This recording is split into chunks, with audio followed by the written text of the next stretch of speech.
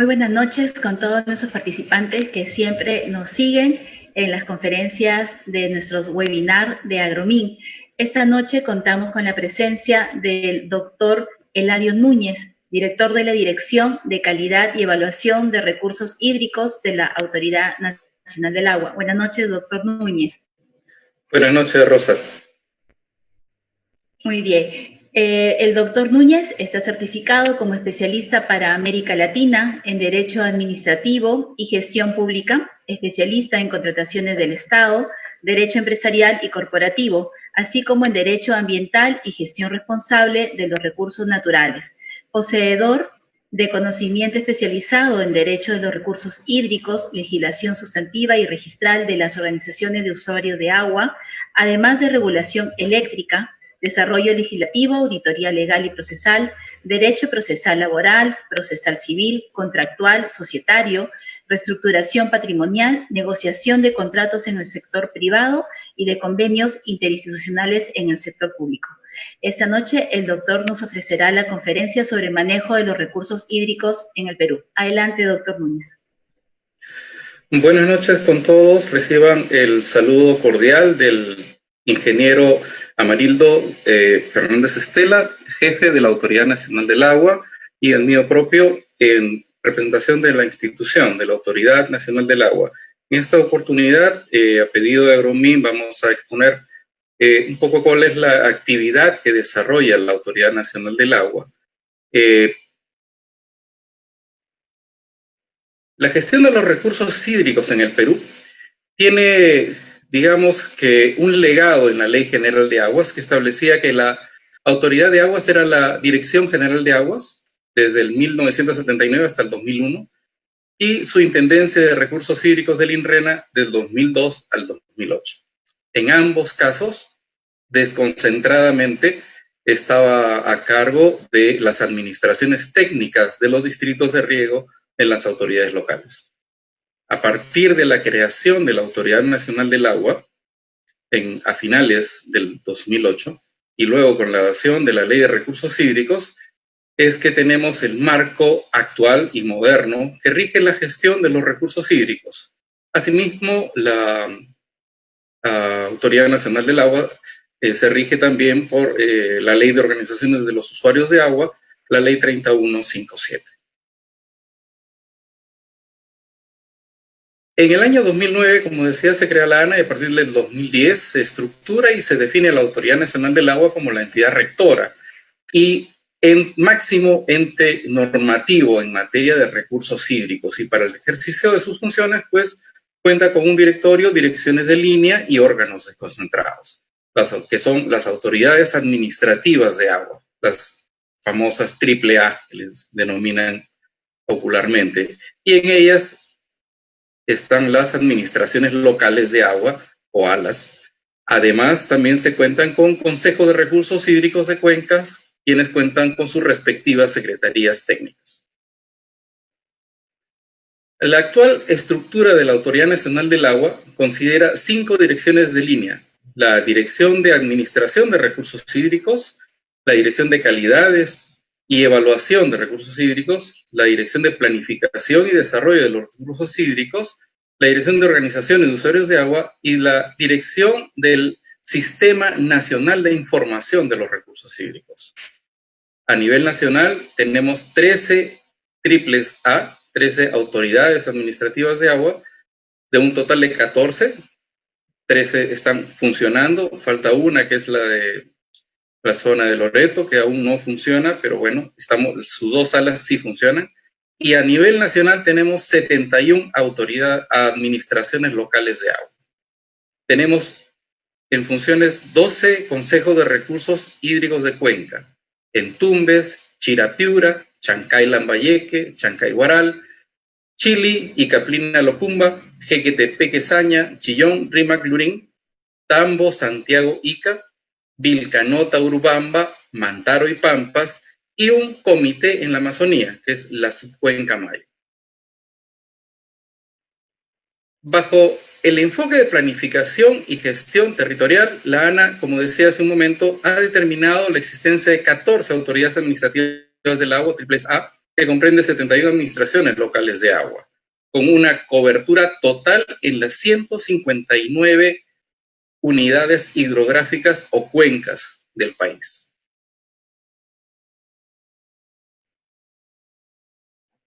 Tenemos 12 consejos de recursos hídricos de cuenca aprobados, lo mencionamos hace un momento.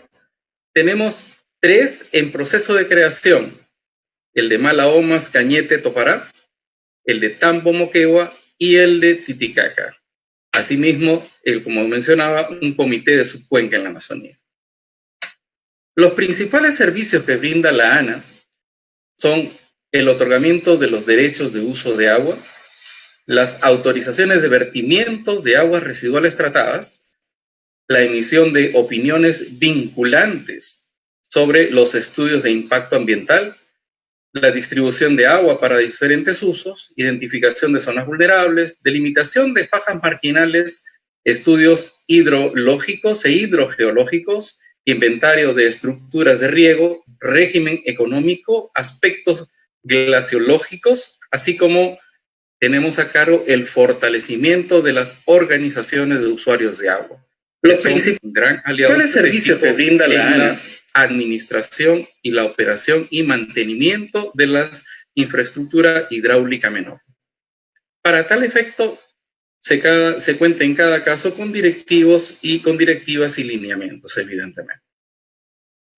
Las grandes funciones o funciones macros que realiza la Autoridad Nacional del Agua están referidas a la conservación de los recursos hídricos, embalses y regulación, control de inundaciones, la calidad de los recursos hídricos, el fortalecimiento de las organizaciones de usuarios de agua, la emisión de los derechos de uso de agua y la retribución económica, capacitación, difusión, coordinación interinstitucional, además de nuestra gestión interna y tratamiento de la problemática. Tenemos una muy eficiente unidad de gestión y prevención de conflictos, porque de hecho, sea de paso, el agua es uno de los recursos naturales que por excelencia su escasez o su mal manejo puede generar y genera desde ya variados y variopintos conflictos sociales. La oferta total de agua que tenemos es aproximadamente 1.935.621 hectómetros cúbicos al año.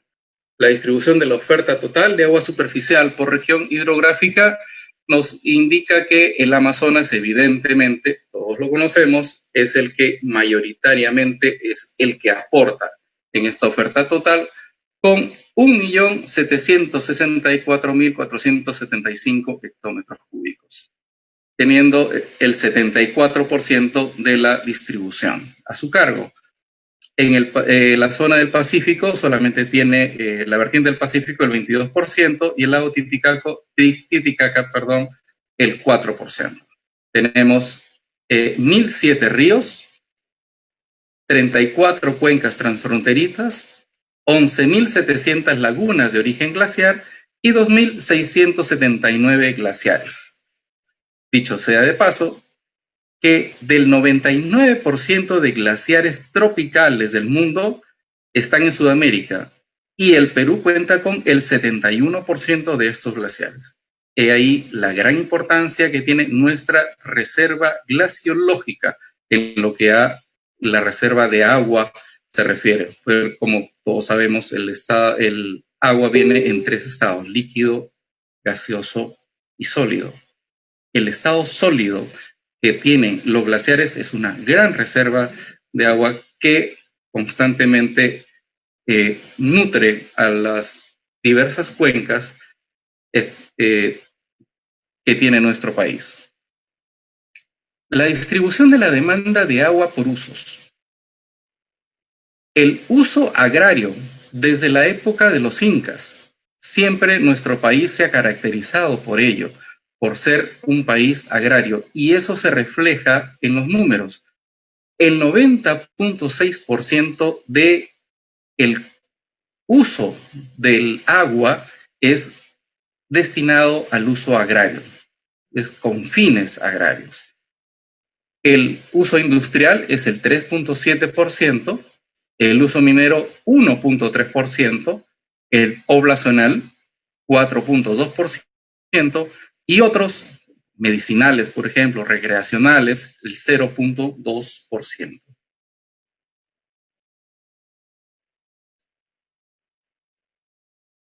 La conservación de los recursos hídricos. Constantemente, la Autoridad Nacional del Agua viene realizando estudios de evaluación de los recursos hídricos superficiales en el ámbito de las unidades hidrográficas del Perú. Es decir, desarrollamos estudios hidrológicos y de disponibilidad hídrica como base para la planificación hidrológica. De esta manera, orienta o ejecuta y controla la política de desarrollo en todos los sectores que están directa o indirectamente relacionados con el uso y aprovechamiento sostenible del recurso hídrico. Durante el año 2019 hemos realizado 6 estudios hidrológicos, mientras que para el año 2020 tenemos proyectados realizar 12. Los realizados en el 2019 respecto de recursos hídricos superficiales han sido realizados en las unidades hidrográficas Lurín, Chillón, Cañete y Tambo. La unidad hidrográfica Motupe La Leche, así como la unidad hidrográfica Ramis. En el año 2020 tenemos planificado y estamos desarrollando, aunque un poco lentamente, precisamente debido a la situación en que nos tiene la pandemia, que no nos permite avanzar mucho en las labores de campo, pero tenemos iniciados estudios de recursos hídricos superficiales en disponibilidad hídrica en la unidad hidrográfica Pativilca, Fortaleza, Huaura, Chancay-Guarel, Ocoña. Estudios hidrológicos en la unidad hidrológica Ica y en Pisco, San Juan, Acarí, Yauca. De disponibilidad hídrica también venimos desarrollando en la unidad hidrográfica Saña y en la unidad hidrográfica Huancané. Aguas subterráneas. Tenemos a nivel nacional identificados 46 acuíferos que cuentan con estudios hidrogeológicos. La mayor parte de ellos ciertamente se encuentra en la cuenca de la región hidrográfica del Pacífico. De acuerdo a los estudios hidrogeológicos realizados, se estima una disponibilidad hídrica subterránea de cerca de 2.800 hectómetros cúbicos de millones de metros cúbicos de agua. Asimismo, se han identificado acuíferos subexplotados y explotados. Tenemos 6 acuíferos con medidas de protección, es decir, declarados en veda. ¿Qué quiere decir esto? Que la demanda de los usos diversos por el agua de estos acuíferos es mucho mayor a la oferta disponible. Es decir, hay menos agua para repartir entre todos los que la necesitan. Entre ellos tenemos los 6 acuíferos declarados en veda: el acuífero del Valle de Motupe, el acuífero del Rímac, la zona de Canto Grande, Gramadal, el acuífero Chilca, el acuífero Ica, el acuífero Villacurí y Lanchas y el acuífero Caplina. La protección permite la recuperación de la cantidad y calidad del acuífero, así como asegurar su uso sostenible, impidiendo la construcción de nuevos pozos. Asimismo, restringe la entrega de nuevos derechos de usos de agua.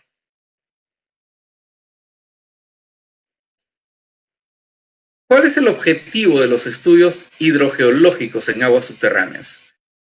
Tienen por objetivo evaluar la cantidad, calidad y oportunidad de los recursos hídricos subterráneos, es decir, su situación actual y su situación futura, cuyo resultado permita desarrollar planes eficientes y sostenibles en el tiempo, con la visión de gestión integrada de los recursos hídricos, es decir, el uso conjunto y complementario entre aguas subterráneas y aguas superficiales. En ese sentido, en el año 2019 se han realizado estudios hidrogeológicos acuífero Lurín en el acuífero Chilca, el acuífero Motupe-La-Leche en la formación Zapayal, el acuífero Chala. Asimismo, se ha hecho la evaluación hidrogeológica sobre el estado situacional de los acuíferos Chillón y Rímac. Para este año, se ha programado iniciar, como indico hace unos momentos, por el tema del COVID, solamente vamos a avanzar una parte de estos estudios este año y los completaremos el próximo año, pero tenemos planeado iniciar ya dentro de poco, los estudios hidrogeológicos de los acuíferos Zarumilla, el acuífero Tumbes, el acuífero Casitas, todos ellos ubicados en el departamento de Tumbes, y asimismo el estudio hidrogeológico del acuífero Olmos-Cascajal. Todos ellos, como reitero, culminan el año 2021. Nuestra gran riqueza, las lagunas y los glaciares. Tenemos más de 8.350 lagunas de origen glaciar, abarcando más de 900 kilómetros cuadrados, la mayor parte en la región hidrográfica Amazonas. Se estima la existencia de 3.200 lagunas menores. Entre 1980 al 2014 se han identificado cerca de 1.000 nuevas lagunas relacionadas al retroceso glaciar. ¿Qué quiere decir esto? Gracias al que todos conocemos, calentamiento global, se está generando un acelerado deshielo de los glaciares. Y eso es lo que está originando nuevas fuentes de agua. En este caso tenemos entre el 1980 y el año 2014 cerca de 1.000 nuevas lagunas generadas por el retroceso glaciar. Actualmente tenemos más de 2.679 glaciares que se extienden sobre más de 1.298 kilómetros cuadrados, la mayor parte en la zona central del país, es decir, la Cordillera Blanca. Se ubican predominantemente a más de 4.500 metros sobre el nivel del mar. Y en las últimas 4 décadas se calcula, y esto viene en relación al calentamiento global, una reducción del 42.6% de la superficie glaciar, es decir, aproximadamente unos 870 kilómetros cuadrados. Embalses y regulación. De acuerdo al último inventario realizado, tenemos en el país más de 740 represas para el almacenamiento y regulación. 22 embalses son los más importantes. ¿Por qué? Porque su capacidad hidráulica total, solo de estos 22 embalses se estimen 4.200 millones de metros cúbicos por año, concentrada en la región hidrográfica del Pacífico. El 10% de las cuencas hidrográficas dispone de estructuras de regulación. Algunas pequeñas, otras medianas, otras más grandes, ¿no? Embalses y regulación. La ANA, la Autoridad Nacional del Agua, realiza estudios a nivel de perfil y expediente técnico para el afianzamiento hídrico, es decir, la construcción de reservorios, en diferentes regiones del país, contando así con recursos hídricos para los diferentes usos, es decir, con enfoque multisectorial en coordinación y a través de convenios con los gobiernos regionales, gobiernos locales y organizaciones de usuarios de agua. Asimismo, la ANA tiene programado realizar el inventario de presas a nivel nacional para conocer su tipología, el estado actual, su estado de conservación, su adecuación a criterios actuales en diseño de presas, además de los riesgos y los daños potenciales asociados en caso de que ocurriese algún fenómeno natural o que la estructura pudiera colapsar. Los más importantes reservorios que tenemos son el de Poechos, con un volumen total de 438.3 millones de metros cúbicos. Al 6 de junio tenemos que ha llegado a 429.3 hectómetros. El caso del reservorio de San Lorenzo actualmente tiene una capacidad de 195.6 hectómetros y actualmente está en 195.20. Es decir, ¿qué significa esto? Que cuando en las épocas de lluvia estos reservorios llenan o pueden cubrir en la época de sequía o en la época en que no hay lluvias, pueden asegurar la siembra y la cosecha de, evidentemente, las campañas agrícolas de nuestros agricultores.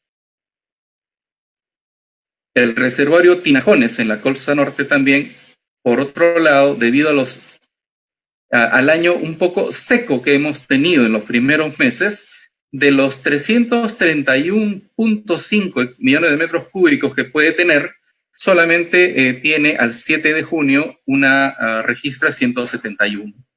Igualmente ha sucedido con el reservorio de Gallito Ciego, que de 366 solamente tiene actualmente 158.6. Los embalses que tenemos en la costa sur, afortunadamente ahí también hemos tenido un buen periodo de lluvias. Es bueno para unas cosas, cuando son excesivas sabemos que nos puede producir fenómenos como los deslizamientos o huaicos que afecta genera daños materiales como daños personales, pero afortunadamente permite que reservorios como estos puedan estar a su máxima capacidad y puedan asegurar además las campañas agrícolas de nuestros agricultores. El embalse de El Pañe y Condoroma, por ejemplo, ha estado a su máxima capacidad y actualmente está en 89 de 99.6 posibles. El reservorio de Condoroma, que tiene un volumen útil de 259 hectómetros cúbicos, tiene al 6 de junio 252. Los embalses en la costa sur, El Fraile y Pasto Grande, igual presentan una muy buena capacidad en estos momentos de acumulación, inclusive en el caso de El Fraile, al 6 de junio estaba por encima de su cuota de seguridad, que es un poco complicado, pero está en 128 de 127.2 posibles, ideales, ¿no? Realiza actividades de identificación de puntos críticos y, asimismo, poblaciones vulnerables por la posible activación de quebradas y ríos priorizados para el control de avenidas. Estas acciones se realizan en coordinación con los gobiernos locales y con las organizaciones de usuarios de agua. La ANA ejecuta las fichas técnicas referenciales en las cuales se establecen propuestas técnicas estructurales y no estructurales para evitar daños a las personas y tanto daños materiales como daños personales. Estas fichas son alcanzadas hasta las instancias correspondientes para su respectiva ejecución, es decir, a los gobiernos regionales o los gobiernos locales, a las juntas docentes y otros que son los que se encargan de financiar estas obras. Una de las consideradas más importantes actualmente funciones en lo que a el impacto económico de las inversiones se refiere y que realiza la Autoridad Nacional del Agua es la emisión de la opinión técnica a los instrumentos de gestión ambiental, que en tanto y en cuanto se encuentren relacionados con el recurso hídrico. ¿Qué quiere decir esto? Todos los proyectos de inversión tienen que presentar, de acuerdo a su envergadura e importancia, determinados estudios de impacto ambiental o instrumentos de gestión ambiental. De tal manera que las actividades antropogénicas, es decir, las actividades del hombre, ¿no?, al hacer uso de los recursos naturales, no afecten al ambiente, o si lo afecte, lo pueda remediar adecuadamente o lo pueda compensar, de tal manera que no sea el medio ambiente dañado. Entonces, fruto de esta actividad, en el año 2019, la Autoridad Nacional del Agua ha evaluado 1.371 instrumentos de gestión ambiental, de los cuales 637 tienen opinión favorable. fueron observados 461, solo 20 opiniones no favorables fueron emitidas y 253 pedidos de información complementaria. Y aquí viene la gran importancia que tiene. Los instrumentos de gestión ambiental con opinión favorable han promovido una inversión en el país de alrededor de 6.116.44 miles de millones de dólares. 6.116.44 millones de dólares. Como pueden apreciar, son de todos los sectores. Por ejemplo, del sector industria, 495.56 millones de dólares. Pesqueros, proyectos pesqueros, 470 millones. Proyectos de saneamiento, 1.120 millones de dólares. De minería, proyectos mineros, 2.025 millones de dólares.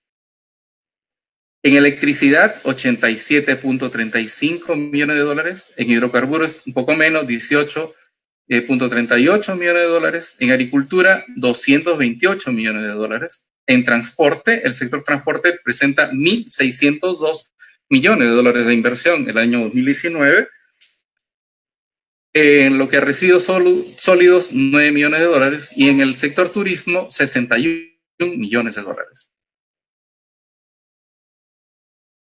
En el presente año, hasta el 31 de mayo, que fue nuestra fecha de corte, hemos evaluado 388 instrumentos de gestión ambiental, 181 con opinión favorable, 169 observados, 12 no favorables.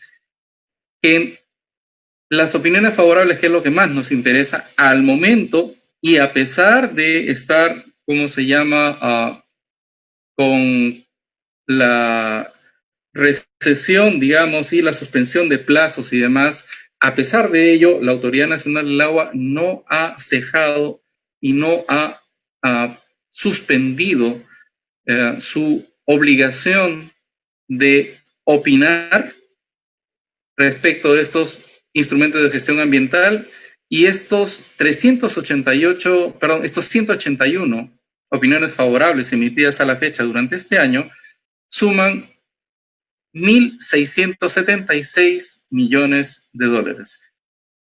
1.676 millones de dólares de inversión que representan las opiniones favorables emitidas por la Autoridad Nacional del Agua. Para el sector industrias, 7 millones. Para el sector acuícola, 14. Para el sector pesquero, 27.25. Para el sector saneamiento, 4.62. Para el sector minería, 28.13. Para el sector electricidad, 43.30. Para el sector hidrocarburos, 657.20. Es importante esta inversión en el presente año, a diferencia de los años anteriores, que ha sido menor. El sector agricultura igualmente está creciendo. Si comparamos con el año anterior, solamente hubieron 228 millones de dólares en agricultura. Este año solamente en los 5 primeros meses ya tenemos 313. Hemos superado la inversión en proyectos de agricultura. En transporte igualmente tenemos 511.32 millones de dólares. En residuos sólidos, 64.84, que también son mayores a los del año pasado, sustancialmente mayores, que solamente fueron 9 millones de dólares, lo cual es sumamente importante. Y asimismo el sector turismo, que desgraciadamente, por las razones que todos sabemos, ha decaído sustancialmente. Otra de las opiniones técnicas que emitimos son a los instrumentos de gestión ambiental para la formalización de actividades de la pequeña minería y la minería artesanal, los denominados IGAFOM. Como parte del proceso de formalización de la pequeña minería y minería artesanal, la ANA evalúa y emite opinión técnica vinculante a estos IGAFOM a través del sistema de ventanilla única del Ministerio de Energía y Minas en cumplimiento de nuestra normatividad. Durante el año 2019 hemos evaluado 1.136 expedientes IGAFOM, que representa un total del 103% de lo programado para este periodo, de los cuales 359 tienen opinión favorable, 759 observados y 18 no favorables. A mayo del 2020 se han evaluado y emitido opinión a 298 expedientes IGAFON, de los cuales 112 son opinión favorables y 112 observados. La evaluación de las autorizaciones de vertimiento de aguas residuales tratadas. Durante el año 2019 hemos otorgado 113 autorizaciones de vertimiento a nivel nacional, lo que hace un volumen anual autorizado de 606.68 hectómetros cúbicos, lo cual genera un ingreso de 10.822.944 soles para la Autoridad Nacional del Agua, siendo una recaudación total de aproximadamente 37 millones de soles, lo cual evidentemente incluye las otras autorizaciones previamente otorgadas. Este ingreso constituye y forma parte de lo que son denominados los recursos directamente recaudados de la Actividad Nacional del Agua y que sirven para precisamente financiar las diversas actividades que realiza la autoridad. Si vemos las autorizaciones de vertimientos por sectores, vemos que agricultura tiene el 4%, el sector energía tiene el 14%, el sector industria 11%, el sector minería el 38% de las autorizaciones de vertimiento, el sector pesquería el 12% y el sector saneamiento el 21%. Durante el presente año hemos otorgado por ahora 19 autorizaciones de vertimiento a nivel nacional que hacen un volumen anual de 51.63 hectómetros cúbicos, generando un ingreso proyectado de 1.591.126 soles.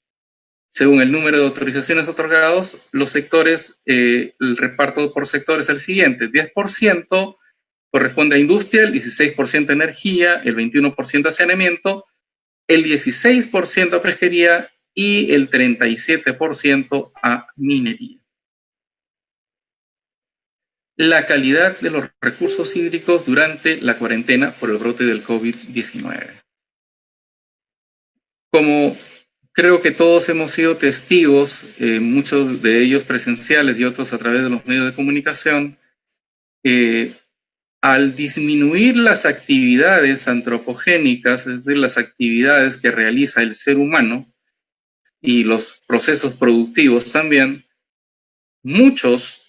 la gran mayoría de nuestras cuencas hidrográficas se han visto favorecidas por la reducción de la emisión de vertimientos, por la emisión de residuos a sus cauces, y ello ha generado una mejora bastante apreciable a simple vista en muchos casos en la calidad del agua.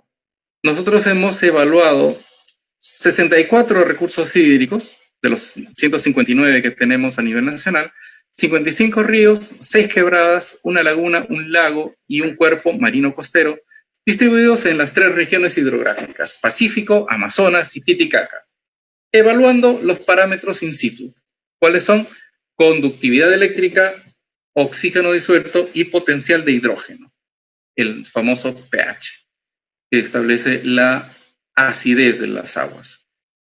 Entre el periodo abril a junio 2019 sin COVID-19 y abril a mayo 2020 con COVID-19. Los valores obtenidos en ambos periodos han sido luego comparados con los ECA, ¿no?, para agua según la categoría asignada para determinar su cumplimiento o incumplimiento de acuerdo a la categoría asignada, mediante diferencias porcentuales relativas para determinar los cambios producidos en los cuerpos de agua durante esta cuarentena. Hemos registrado valores para la conductividad eléctrica y oxígeno disuelto de más o menos 30%, mientras que para el potencial de hidrógeno los acercamientos o alejamientos a los límites superior e inferior del rango establecido en el ECA para agua, 0.5 unidades de pH en relación al valor registrado en el año 2019. De la evaluación realizada a nivel nacional, en general, La conductividad eléctrica y el oxígeno disuelto experimentaron mejoras significativas en 26 puntos de muestreo, siendo los cuerpos de agua más representativos en cuanto a las mejoras de los niveles de oxigenación, los ríos Chillón y Lurín, ubicados en la región hidrográfica Pacífico, los ríos Guatanay, de la unidad hidrográfica Urubamba, el río Madre de Dios, el río Chumbao, en la unidad hidrográfica Pampas de la región amazónica, el río Huancané, perteneciente a la región Titicaca. Asimismo, en el marco de la Ley 30157, la Ley de las Organizaciones de Usuarios de Agua, la ANA ha previsto llevar a cabo un programa de fortalecimiento a las juntas de usuarios.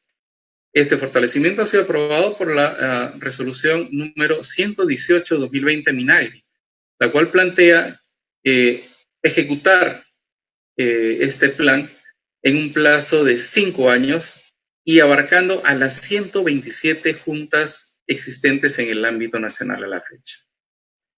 Se prevé en este programa la ejecución de las siguientes líneas más importantes de acción, que son el fortalecimiento institucional en aspectos administrativos y organizativos, en aspectos técnicos, mejoramiento de la infraestructura de medición y control de agua de riego para mejorar la distribución del agua. Además, contempla el desarrollo de tecnologías e innovación que permita contar con información respecto del uso del agua, las intenciones de cultivo y riego debidamente automatizada y georreferenciada. Se busca, asimismo, la mejora y el desarrollo de la calidad de los servicios que brindan para mejorar la eficiencia del riego, automatizar la cobranza de la tarifa y culminar el proceso de formalización de derechos de uso de agua.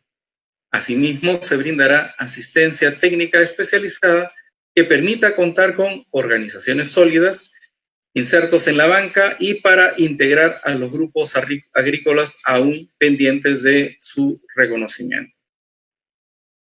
A la fecha, en lo que se refiere a los derechos de uso de agua, se han otorgado 467.243 derechos de uso de agua para uso consultivos de agua por 24.650 hectómetros cúbicos año. El uso agrario tiene 18.161 hectómetros cúbicos año para regar 1.576.596 hectáreas, que consume el 73.7% del agua otorgada. El poblacional, 3.058 años, que representa el 12.40%, el uso industrial, que representa el 10%, y el uso minero con 600 millones de metros cúbicos al año, que representa el 6.48%. Para usos no consultivos, se han otorgado 1.348 derechos de uso de agua,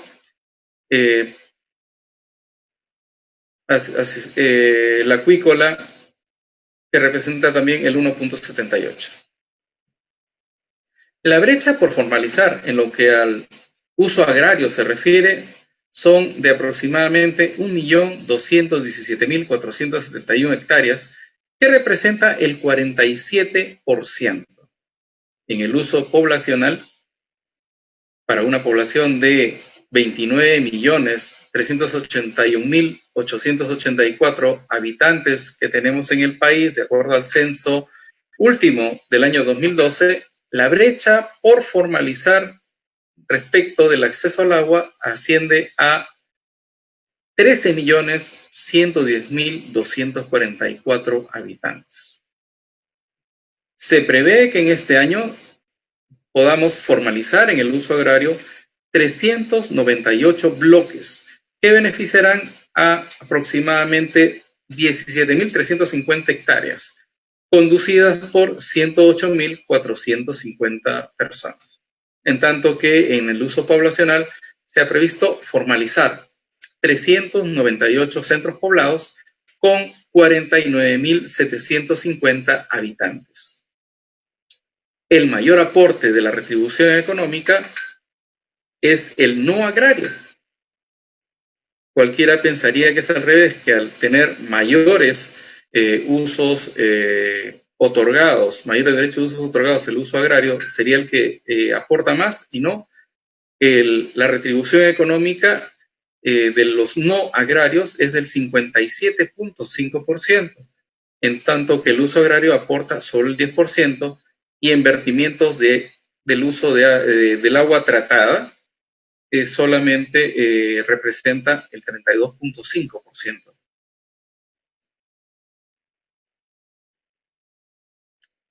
Bueno, aquí tenemos, de acuerdo a cada una de las autoridades administrativas del agua, los números de usuarios y los de acuerdo a cada uno de los usos existentes, ¿no? Entonces es un detalle bastante disgregado e interesante, evidentemente. Avanzamos.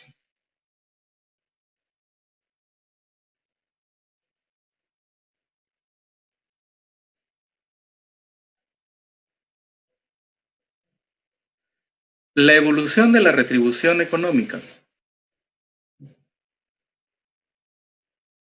Cuando inicia en el año 2009 la Autoridad Nacional del Agua, alcanzó una recaudación de 45.376.590 soles. A la fecha, al 2019, se recaudó 231.286.558 soles. Sin embargo, este año, precisamente por el efecto del COVID-19 en la economía nacional, se estima que el cobro de la retribución económica se reduzca significativamente. Acá está el uso, la evolución anual de la retribución económica por uso y por vertimientos. El uso agrario ha sido fluctuante, llegando a un pico en el 2019 de 133 millones respecto del inicio en el año 2009 de la Autoridad Nacional del Agua con 32 millones. El uso del agua subterránea igualmente, que recién se empezó a cobrar la retribución por este uso, recién en el 2011, su primer año, cotizaron 1.264.597 soles, y en el 2019 se ha llegado a recaudar 37.586.147 soles. El uso agrario del 2009 recaudó 12.812.103 soles, y en el año 2019, 10 años después, 22.328.114.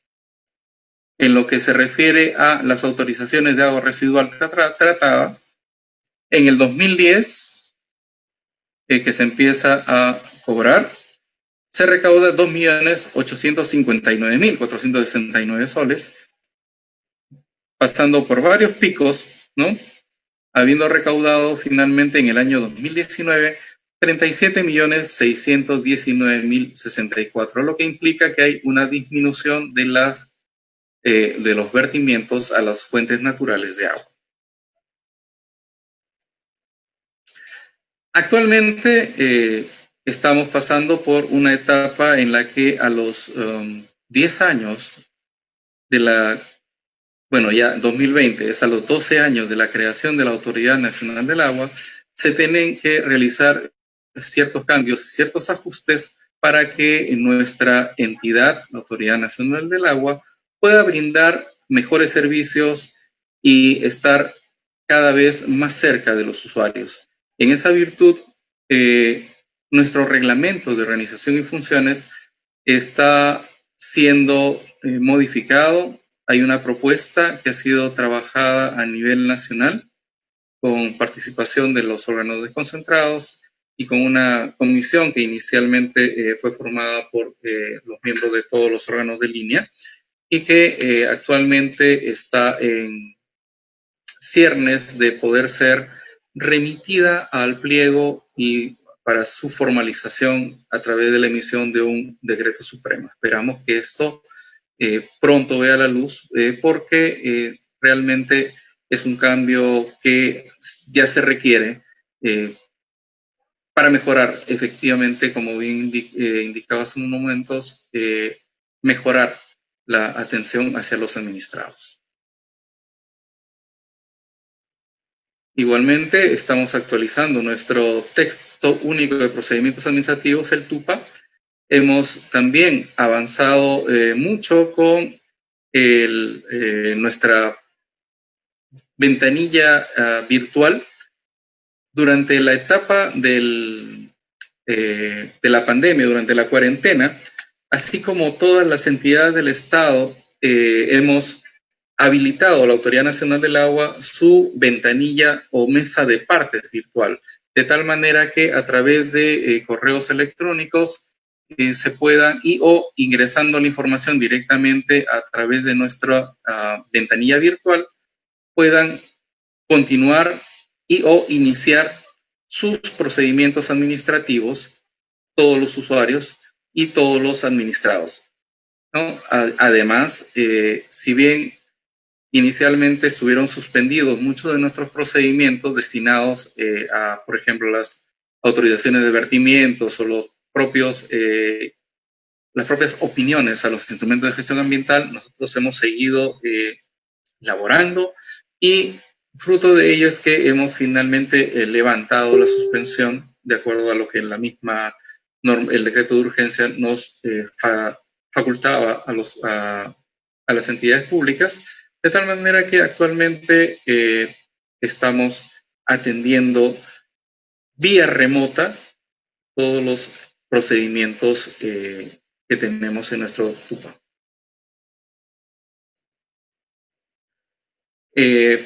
Bueno, usualmente siempre hacemos campaña de sensibilización por el Día del Campesino, que es todos los 24 de junio, ¿no? Para identificar el valor ambiental, sociocultural y fomentar el uso responsable del agua, ¿no? Guardando para efecto de que se guarde equilibrio en estos aspectos. También hemos realizado un programa de formación de facilitadores sociales dirigidos a especialistas en comunicación y capacitación de las juntas de usuarios de agua, con el objetivo de promover una mirada integral de desarrollo de las cuencas hidrográficas a fin de facilitar la participación de los usuarios en la gestión multisectorial y el uso sostenible de los recursos hídricos. Asimismo, se ha hecho el programa de capacitación para la formación de líderes, hombres y mujeres de las organizaciones de agua, con una mirada participativa inclusiva de género en el marco de la cultura del agua.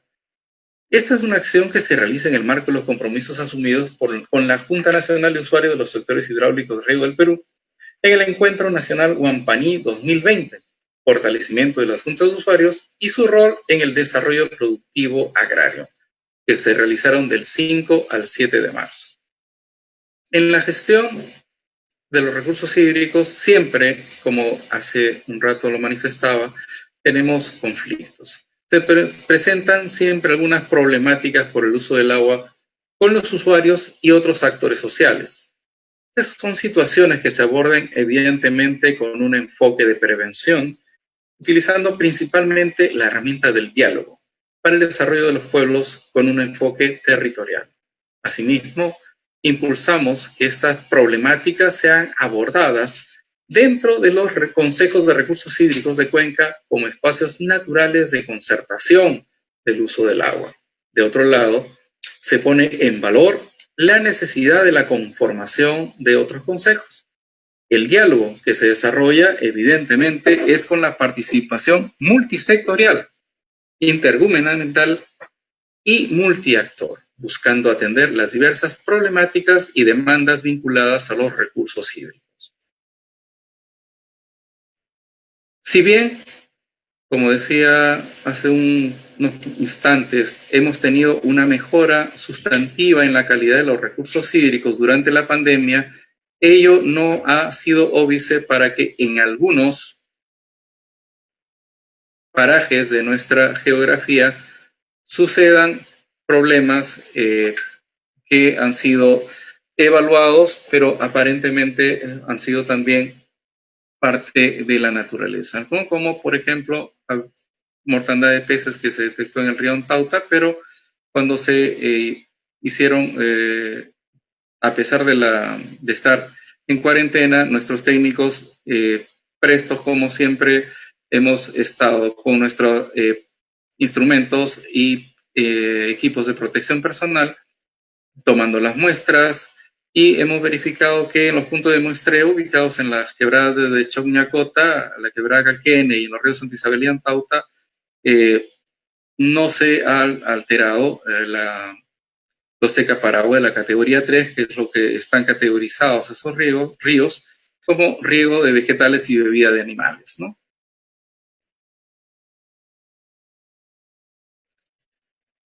También hemos tenido coloración atípica, por ejemplo, en el río Yayimayo en Puno. Dicho sea de paso, este es un río que está altamente contaminado por actividad minera, tanto formal como informal. Afortunadamente, el Ministerio de Energía y Minas y el OEFA han intervenido aquí en estas inmediaciones para evitar que una minera continúe vertiendo y haciendo daño al entorno. En el río Tambo también hemos tenido coloración atípica. Sin embargo, en algunos puntos hemos detectado algunas anomalías menores, afortunadamente. El gran problema de esta cuenca hidrográfica es que tiene de por sí, geológicamente, bastantes metales que suelen generar un incremento de su acidez. Aquí tenemos las diversas intervenciones de nuestro personal debidamente protegido, ¿no? Tomando muestras en los diversos puntos de muestreo del río Tambo, por ejemplo. Y con eso estoy terminando nuestra intervención el día de hoy, Rosa. Muchas gracias, doctor Núñez, por su tan importante e interesante conferencia que nos ha brindado el día de hoy. Tenemos unos saludos, nos saludan desde Cochabamba. Y bueno, antes de empezar con las preguntas que nos han llegado en nuestras redes, respetemos la diferencia, nosotros como Agromín respetamos la diferencia de opinión, se encuentran libres de hacer comentarios todos nuestros participantes, pero exigimos el respeto que se merece tanto nuestro conferencista como nuestro público participante que nos acompañan esta noche. Doctor Núñez, un participante comenta que la minería usa el 1% del agua, pero contamina el 80% del resto del agua. ¿Cómo se podría confirmar o desmentir este comentario? Bueno, las estadísticas son las que hablan, las que he mostrado no nos dice ello, ¿no? Muy bien. Doctor, tenemos una pregunta del señor Rodney Mills. Rodney Mills dice, ¿cuáles son los requisitos para que la Autoridad Nacional del Agua pueda otorgar una licencia de uso de agua atmosférica con fines de forestación? Bueno, en principio hay que ver cuál es el uso que le va a dar, si es agrario, no sé, industrial, cuál será, cuál tiene que estar claramente definido cuál es el objeto en principio. En segundo término, hablamos de lo que se está haciendo últimamente, ¿no? Que es la captación de agua de niebla, por ejemplo, ¿no? Para poder muchas veces, por ejemplo, regar, ¿cómo se llama? Zonas agrestes, elevadas muchas veces, ¿no? O también para utilizarlo para agua poblacional, es decir, para potabilizarla. Entonces, de acuerdo al uso que sea cada uno tiene sus particularidades, por un lado, y por otro lado también tienen que acreditar debidamente su, ¿cómo se llama? La posesión del predio en donde va a ser utilizado, ¿no? O sea, la posesión o la propiedad,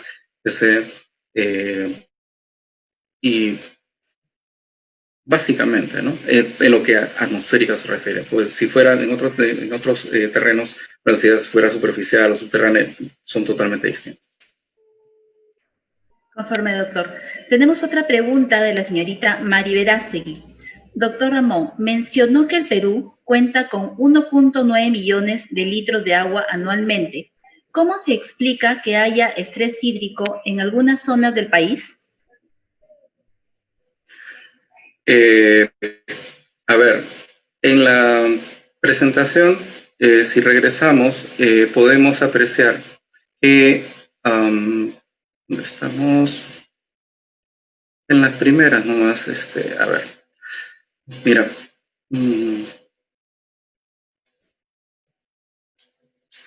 una cosa es que exista agua corriente, ¿no?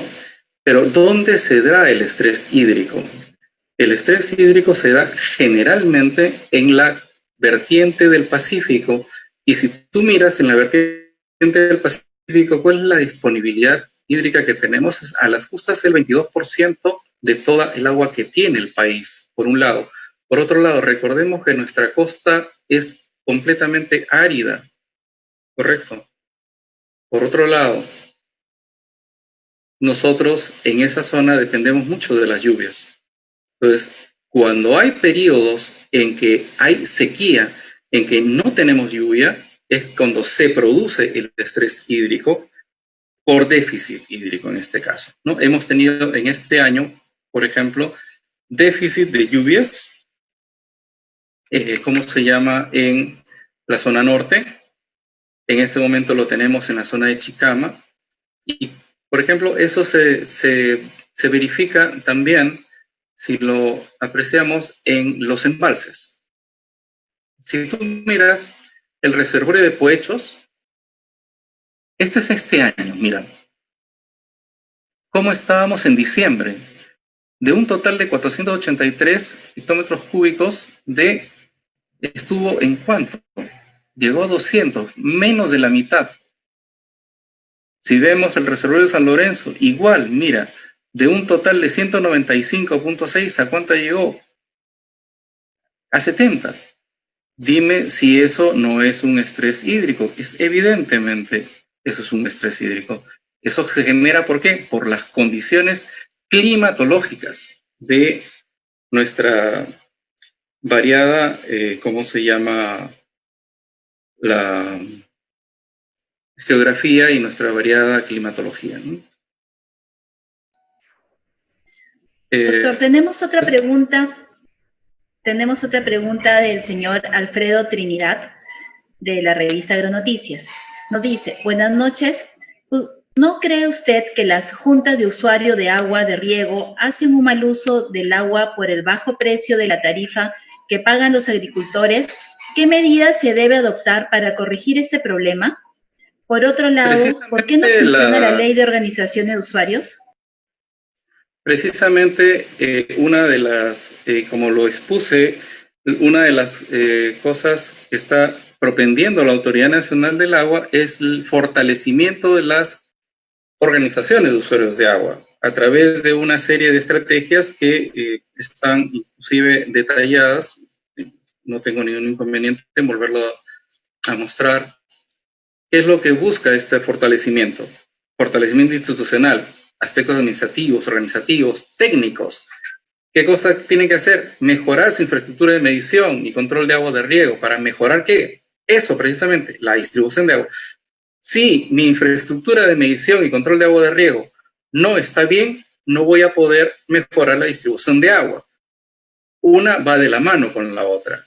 Evidentemente, si es que el agricultor pagara un poco más por la tarifa de agua, que es con la que financia el presupuesto de las organizaciones de usuarios de agua, podrían hacer mayores obras, pero es difícil que a un agricultor que tiene generalmente economía de subsistencia pueda pagar más de lo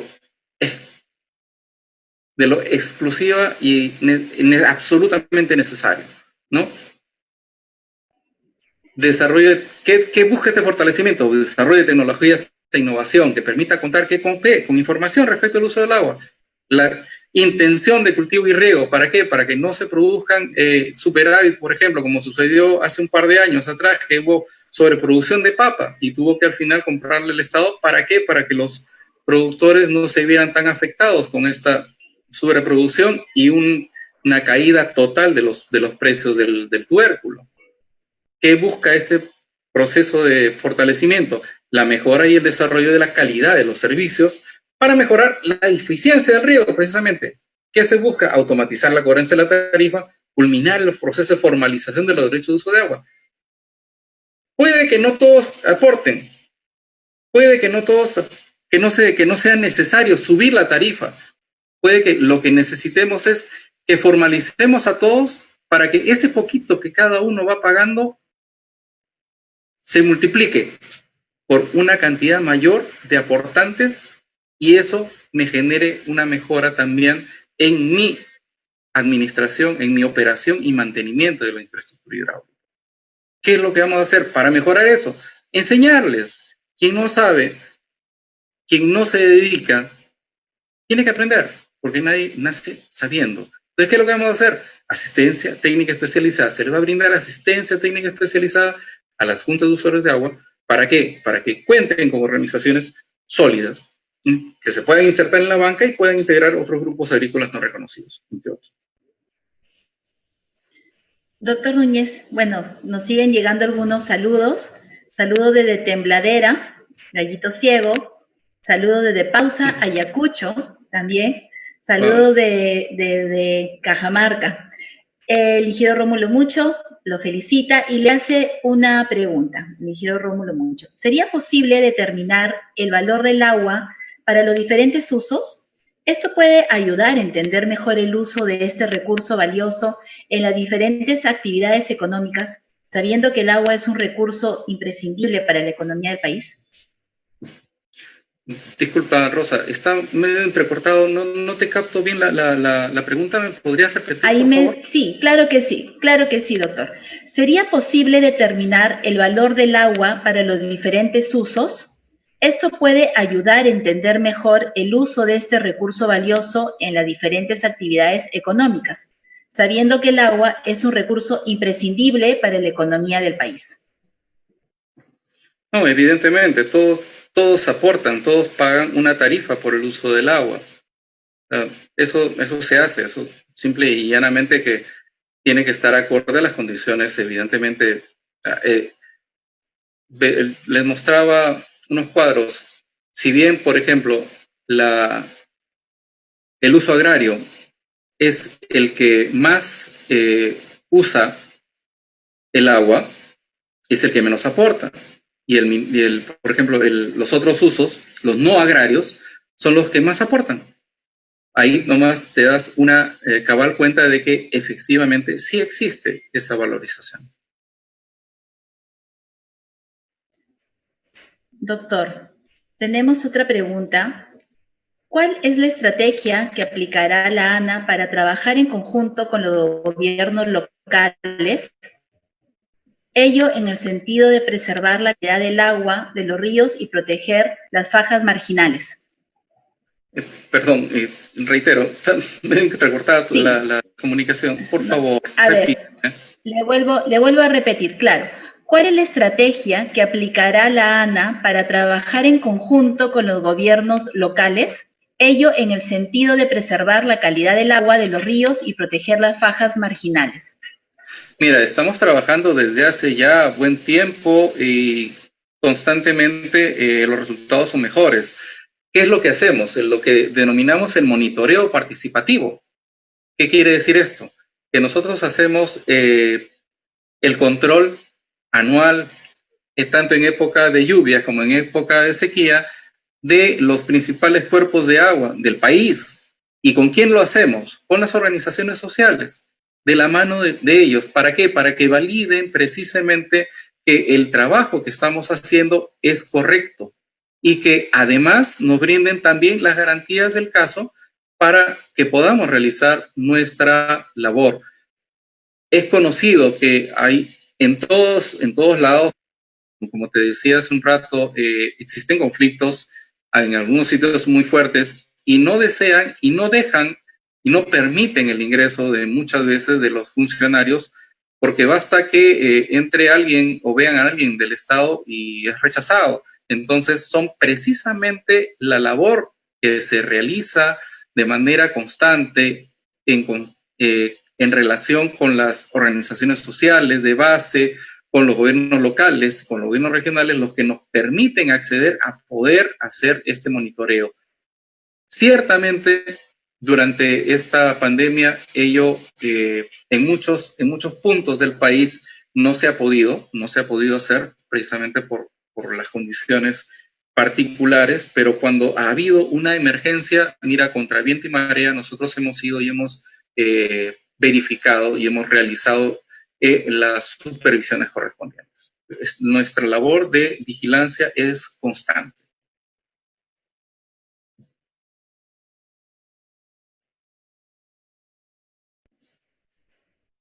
Doctor Núñez, tenemos una pregunta del señor Luis Palomino. Hace un mes el Minagri sacó, ¿aló? ¿Sí? ¿Nos escucha, doctor? Sí, los escucho. No los veo, pero los escucho. Aló. Doctor, le repito, el señor Luis Palomino nos hace la siguiente pregunta. Hace un mes, el Minagri sacó una norma para apoyo a los comités de regantes para que puedan ser apoyados con la limpieza y mantenimiento de los canales de riego. ¿Puede comentarnos cómo se pueden inscribir? A ver, esto, la evaluación ya se ha hecho a nivel nacional y se ha hecho precisamente con la participación de la Junta Nacional de Usuarios de los Sectores Hidráulicos del país. Y ellos han participado juntamente con las autoridades locales de agua para establecer cuáles son esos canales que van a ser rehabilitados, no necesariamente rehabilitados, pero sí sujetos a labores de limpieza, ¿no? Que va a permitir que se les contribuya en esta época de crisis con un ingreso en forma de los jornales que se les pagará a todas aquellas personas que contribuyan, que trabajen en esta labor de limpieza de los canales. Tenemos otra pregunta del señor Johnny Miner Figueroa López. Doctor Eladio, ¿qué se está haciendo respecto de certificación ambiental que solicitan en el trámite de autorización de ejecución de obras en fuente natural para proyectos que son menores a 5 HAS?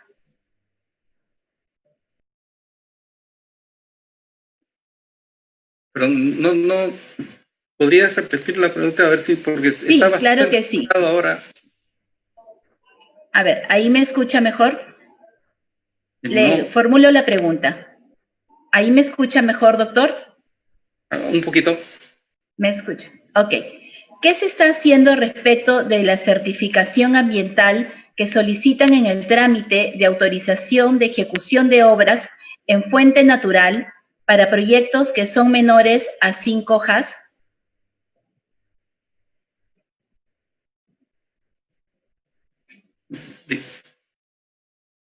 No lo escucho. Doctor, ¿me escucha ahí? ¿Me escucha ahí? ¿Me escucha? Lo escucha usted perfectamente. ¿Me escucha ahí? A ver, un poquito mejor, a ver. Sí. Ok. Dice, ¿qué se está haciendo respecto de certificación ambiental que solicitan en el trámite de autorización de ejecución de obras en fuente natural para proyectos que son menores a 5 HAS? Bueno, pedirla, simplemente, o sea, no entiendo bien a qué va la pregunta. Ninguna de esas tendría que reformularla porque...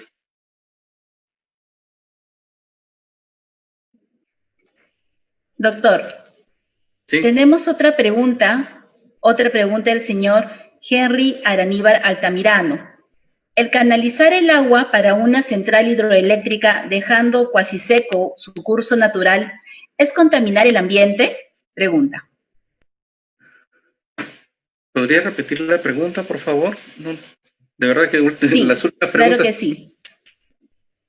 No. A ver, el canalizar el agua para una central hidroeléctrica dejando cuasi seco su curso natural, ¿es contaminar el ambiente? A ver, empecemos por el principio. El agua que se usa para generar energía eléctrica no es consumtiva, es decir, no se consume, no se extingue. Lo único que hace es tomarla, producirla y devolverla al cauce. Entonces, esa situación que detalla no es correcta. Entonces, no veo cómo podría afectarse cuando siempre va a regresar el agua a su cauce. Doctor, bueno, seguimos recibiendo más saludos desde Iquitos, uno, Madre de Dios, y tenemos otra pregunta de la señorita Sonia Durán. ¿Por qué no se hacen más represas en las partes altas de las cuencas? Bueno, ese es un tema de financiamiento, definitivamente. Como le decía, ¿cómo se llama? Y lo tengo puesto ahí en pantalla, no sé si lo están viendo. Justamente, o sea, nosotros hacemos los estudios a nivel de perfil y expediente técnico para el afianzamiento hídrico, es decir, hacer reservorios, ¿no?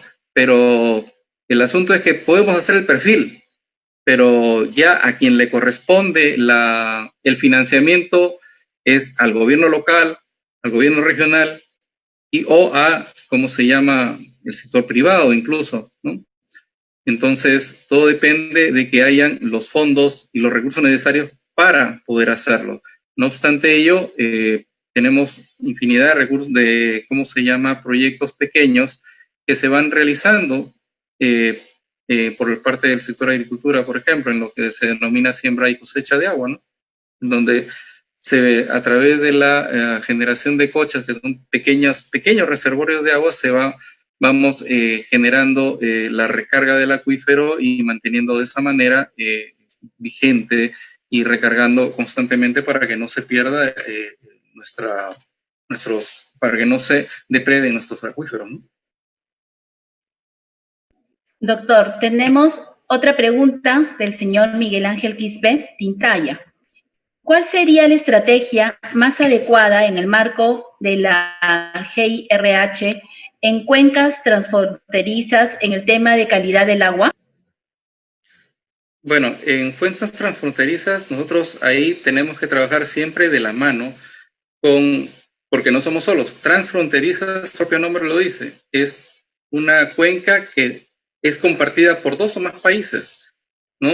Entonces ahí tenemos que trabajar de la mano con nuestro par, con el otro país con quien compartimos esa cuenca, y al medio de nosotros, como digamos que gran auspiciador de el manejo de la gestión de los recursos hídricos, de la gestión integrada de los recursos hídricos, es nuestro Ministerio de Relaciones Exteriores, ¿no? Y sí, ciertamente estamos avanzando bastante en este tema, ¿no? Hemos acudido incluso personalmente al Ecuador, hasta en 2 oportunidades en este año, para ver precisamente temas relativos a la calidad del agua y a la minería informal, que efectivamente es uno de los grandes males que tenemos en la zona en general, en las zonas transfronterizas, especialmente en el norte, que daña mucho las fuentes naturales de agua, ¿no? Pero bueno, se están trabajando y se trabaja, ¿cómo se llama?, de manera coordinada siempre entre los 2 países, ¿no? No es algo que podamos hacer de manera independiente, tenemos que tenerlo y hacerlo con mucho cuidado y con mucho tino. Perfecto. Doctor, una última pregunta ya que el tiempo nos gana. ¿Qué estrategias y acciones viene desarrollando la ANA para abordar la problemática de la contaminación del río Puyango en Tumbes por metales pesados, toda vez que esta fuente de agua es utilizada para consumo humano de la población?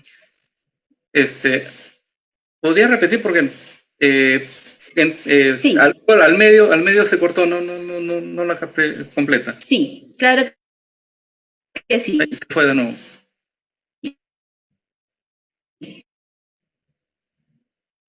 ¿Qué estrategias y acciones viene desarrollando la ANA para abordar la temática de la contaminación del río Puyango en Tumbes por metales preciosos, metada por consumo humano de la población? No le entiendo muy bien la pregunta, pero estamos hablando de una cuenca transfronteriza y evidentemente, como reitero, o sea, es una estrategia de dos países en la que no podemos ir más allá de lo que podamos hacer, sobre todo si nosotros estamos aguas abajo, ¿no? Pero estamos trabajando fuertemente en ese tema. Es más, como parte de nuestra estrategia para dotar o buscar, ¿cómo se llama?, nuevas fuentes o mejores fuentes con agua de calidad para el consumo humano, es que este año estamos, y conforme lo hemos expuesto, estamos haciendo el estudio de los 3 acuíferos que tiene el departamento de Tumbes: Zarumilla, Tumbes y Casitas. Entonces, una de las estrategias que nos queda por hacer de nuestro lado, independientemente de la política, es esta, ¿no? ¿Aló? ¿Se corta? Sí, le escucho, sí. Le escucho. Doctor, finalmente sus palabras, sus conclusiones finales, por favor. No, solo me queda agradecer a Agromín por la oportunidad que nos ha dado de difundir un poco lo que podemos y lo que venimos haciendo en la Autoridad Nacional del Agua en la gestión integrada de los recursos hídricos de nuestro país, y agradecer además a las personas que han podido formular sus preguntas. Las disculpas del caso, porque desgraciadamente al final ha estado fallando bastante el audio y no he podido captar muy bien las preguntas, pero bueno, en lo que se ha podido hemos tratado de absolver sus inquietudes. Reiteradas gracias a Agromín, reiteradas gracias a Rosa y al equipo técnico que nos ha apoyado el día de hoy. Doctor, muchas gracias por su presentación, muchas gracias por su tiempo. Y bueno, quería pedirle la autorización para que su presentación pueda ser colgada en nuestra página web, y ya que tenemos varias personas interesadas en poder revisarla, ¿no? Y bueno, invitar a todos a que nos sigan siempre en nuestras conferencias de Webinar Agromín, y los esperamos en nuestras próximas conferencias. Muchas gracias a todos. Gracias, doctor. Buenas noches. Buenas noches.